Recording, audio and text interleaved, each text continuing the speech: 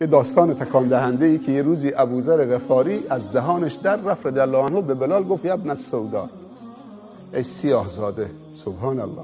به بلال گفت ابن السودا یعنی کسی که مادرش سیاه پوست.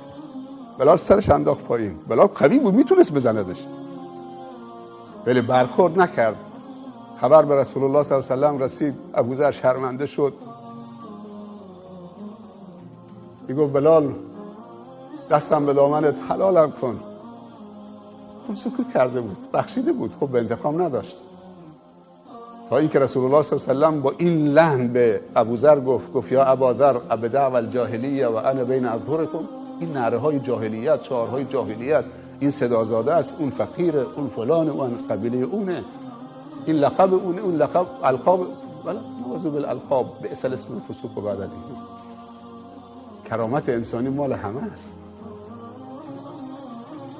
گفت من هنوز زنده هستم بین شما این نعره های جاهلیت. ابوذر از کجا آوردی؟ گفت شرمنده ام یا رسول الله، از دهانم یه لحظه غفلت از دهانم در رفت.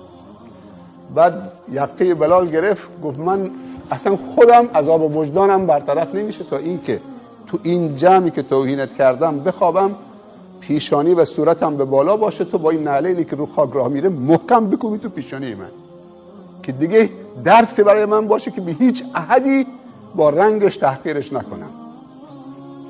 حالا بلال چی میگه؟